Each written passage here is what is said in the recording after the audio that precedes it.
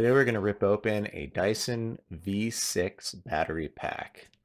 Get to the good insides and hopefully not make anything blow up. Maybe we'll find out which cell's bad and maybe even be able to fix it, although I don't have high hopes. In order to open up the battery case, the first thing you want to do is get a T7 Torx bit and unscrew the bolt that's holding both sides of the case together. You can actually get a plastic pry bar and carefully undo the seam around where they join. Since I was going to just rip this battery open anyways, I just used a bandsaw. And so I very carefully cut through just the plastic case and not into where the battery was in order to not get a short. So you can see I got one side there, pop through on the side here. And I'd done a few of these batteries already before, so I kind of knew what I was getting into here. If you go too far, though, you're going to short a battery and have a mess on your hands. So again, grab a plastic pry bar and tear open the battery. If you're not careful, when you get it finally free, you're going to break the wires like I did, which isn't great. And you'd have to reconnect those if you're going to try and reuse the battery pack.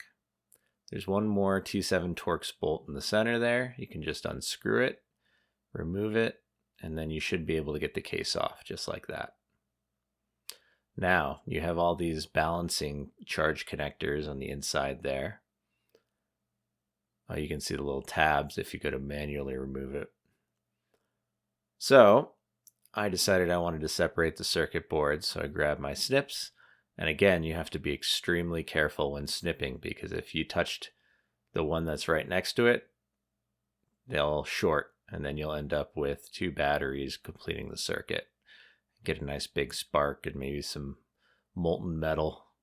So you want to make sure that you're extra careful if you're snipping all of this to not create a short with the tool that you're using. There you can see I snapped off where the little connector was. That little black dot is where the temperature sensor is for overtemp for the batteries. And if you were trying to save it, you'd unsolder it, but instead I just snapped it off. You can see I'm checking all the batteries. They all got 4 volts, except for on this knockoff battery pack. I got 2.6 and 2.8 volts on 2 bad cells. It's possible I had 2 recently charged, the other 2 packs, and so they weren't depleted enough to see which one was sagging.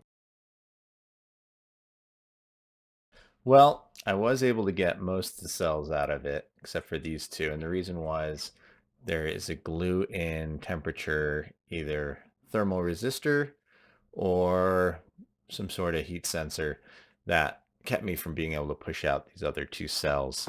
But in general, all the cells actually seemed okay. I bet you that the Dyson circuitry is extra cautious about if one of them sags a little bit when running, that it cuts off early. And so you probably could just extract this unit out, cut off all the leads carefully, solder on a 6-cell balancing connector, and then use it as a separate battery pack for something else. But in general, I think that, I mean, it seems like a pretty well engineered battery, and I couldn't find a single cell that was bad on the ones from Dyson. I could find 2 bad cells on the ones from the knockoff brands. So you definitely are getting better cells with the Dyson ones.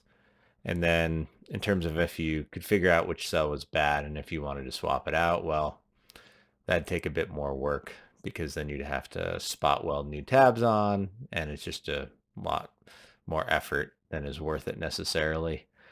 I actually found it nice because they make adapters now for the Dyson vacuums for different batteries for cordless tools. So if you have Milwaukee or Dyson, or not Dyson, if you have Milwaukee or Ryobi or DeWalt, usually you can get a Dyson to cordless battery adapter, and then you can just use the batteries you already have with your cordless tools. And that's a much better solution in my opinion. All right, hope you liked it. Like and subscribe, and I'll see you guys next time.